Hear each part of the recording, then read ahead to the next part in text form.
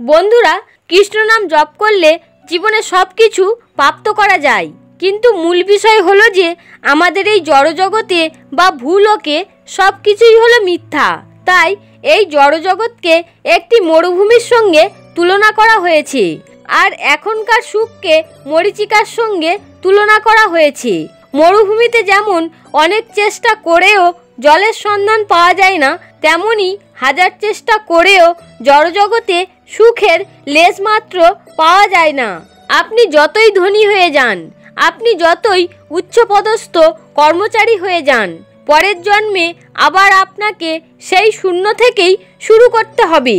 আপনাকে পুনরায় প্রচেষ্টা করতে হবে শিক্ষা, খ্যাতি ও ধন অর্জনের জন্য।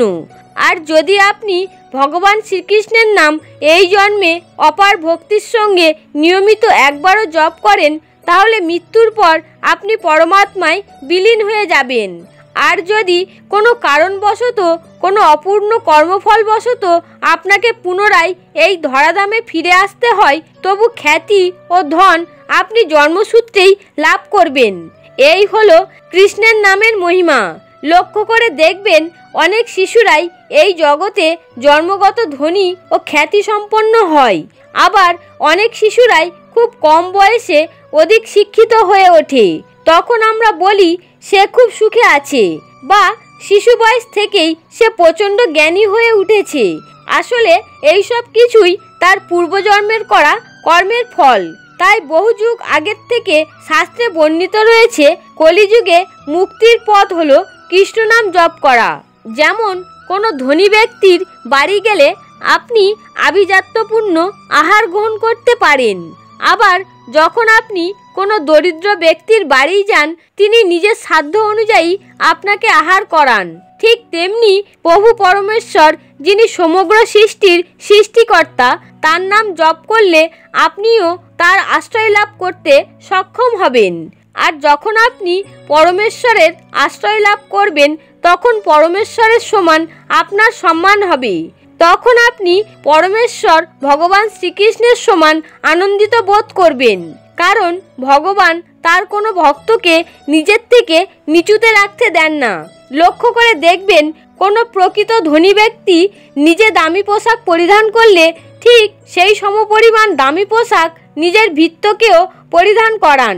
ঠিক তেমনি পরমেশ্বর ভগবান শ্রীকৃষ্ণের ভক্তরা কখনো দরিদ্র থাকে না। শ্রীকৃষ্ণ তার ভক্তদের এমন ধনী করে দেন যে তাদের কাছে ছোটোখাটো চাওয়া পাওয়া কোনো গুরুত্বই রাখে না। বন্ধুরা, আপনারা নিশ্চয়ই ভগবান শ্রীকৃষ্ণ ও সুদামার গল্প শুনেছেন, আর আপনাদের নিশ্চয়ই মনে আছে পরমেশ্বর ভগবান কিভাবে তার ভক্তকে ধনী করে দিয়েছিলেন। এই কথা সত্য যে ভগবান শ্রীকৃষ্ণের প্রতিটি মন্ত্রই আপনাকে পরমানন্দ প্রদান করতে পারে, কিন্তু সেই মন্ত্র তখনই কাজ করবে যখন আপনার পূর্বের সব পাপ মুছে যাবে। আর অতীতের পাপ মোছার জন্য আমাদের তেমন কিছু করতে হবে না, শুধু নিয়মিত কৃষ্ণ নাম জপ করে যেতে হবে। বলা হয়, কৃষ্ণ নাম জপ করলে পূর্বজন্মের পাপ পর্যন্ত ধুয়ে যায়। তবে দুঃখের বিষয় হলো যে যদি একজন দরিদ্র ব্যক্তিকে চক্রবর্তী সম্রাটের সামনে দাঁড় করানো হয়, তখন সেই দরিদ্র ব্যক্তি চক্রবর্তী সম্রাটের কাছে চাইবে, রাজা যদি তাকে 1 বছরের জন্য ভরণ পোষণ, আহার ও তার গরুর জন্য 1 বছরের খড়কুটো দিয়ে দেন, তাহলেই সে খুশি। তখন সেই চক্রবর্তী সম্রাটের হাসি পাবে, কারণ চাইলে সে দরিদ্র ব্রাহ্মণকে গ্রামের পর গ্রাম দিয়ে দিতে পারত, কিন্তু সেই দরিদ্র ব্যক্তি শুধু 1 বছরের আহার চাইল। ঠিক তেমনি শ্রীকৃষ্ণের সামনে যখন আমরা তুচ্ছ কিছু চাই, তখন তিনি ভাবেন, আমার নাম জপের বদলে আমার ভক্ত কেবল সামান্য কিছু চাইছে। ভগবানের কাছে কিছু চাইলে সেটা ভগবানকেই বলতে হয়, আমি তো কিছুই জানি না, আমার কি প্রয়োজন, তুমি আমাকে যেটা দাও সেটা আমার জন্য সঠিক। যখন আমরা ভগবানের উপরে দায়িত্ব দিয়ে দিই, আমার কি প্রয়োজন সেটা তুমি একমাত্র জানো, তখন তিনি আমার প্রয়োজন অনুযায়ী আমাকে সেটাই দেবে, যেটা আমার জন্য ভালো। যখন কোনো ভক্ত ভগবানের কাছে কিছু প্রার্থনা করে বা চায়, তখন সে তার সামর্থ্যের মধ্যে চায়, সেটা বড় হাস্যকর হয়ে যায় ভগবানের কাছে। কারণ ভগবান জানে যে তার ভক্তের কোনটা প্রয়োজন, তিনি বরং অনেক বেশি তাকে দিয়ে দেন। যদি কোনো গরিব ব্যক্তিকে সোয়েটার কেনার কথা বলা হয়, তখন সে তার সামর্থ্য অনুযায়ী 100, 200, 500 অথবা 1000 টাকার সোয়েটার দেখবে। সেটাই তার কাছে অনেক দামি হবে। কিন্তু সেটাই একজন ধনী ব্যক্তি যদি কেনে, তাহলে সে দেখবে নামি দামি কোম্পানির সোয়েটার, এবং সেটা 50,000 হতে পারে। এটা কোনো ব্যাপার না তার কাছে, সেটাই খুব স্বাভাবিক তার কাছে। ধনী অথবা গরিব সমস্ত মানুষই ভগবানের সন্তান, তার কাছে কোনো ভেদাভেদ নেই। তাই তার কাছে চাইতে গেলে পরিষ্কারভাবে তাকে বলতে হবে, আমার কি প্রয়োজন, তুমি আমাকে সেটা দাও। কোনো কাজ করে ভগবানের কাছে প্রার্থনা করো না, বরং ভগবানকেই সেই দায়িত্ব দেয়া হোক, যেটা তিনি ভক্তের জন্য উপযুক্ত মনে করবেন, তিনি সেটাই দেবেন। যদি কোনো ভক্ত ভগবানের কাছে প্রসাদ অর্পণ করে, জপ করে প্রার্থনা করে যে, হে প্রভু, আমি আপনার নাম জপ করেছি, আপনার ভোগ অর্পণ করেছি, আপনি আমার মনোবাঞ্ছা পূর্ণ করুন।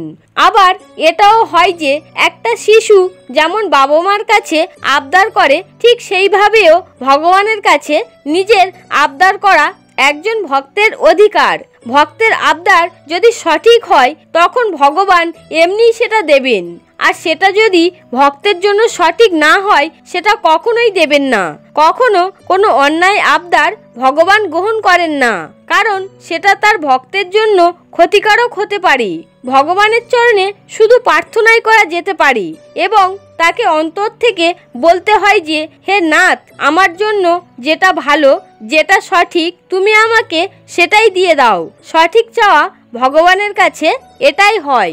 আর আমরা শ্রীকৃষ্ণের একনিষ্ঠ ভক্ত, তাই আমরা অনেক কিছুই চাইতে পারি তার কাছে, কিন্তু ভগবান শ্রীকৃষ্ণের যেটা আমাদের জন্য সঠিক উপযুক্ত মনে হবে, তিনি সেটাই আমাদেরকে দেবেন, এবং সেটাই আমাদের জন্য ভালো হবে। তাই মন ভরে শ্রীকৃষ্ণের নাম জপ করে গেলে জগতের সর্বসুখ লাভ করা যায়। হরে কৃষ্ণ।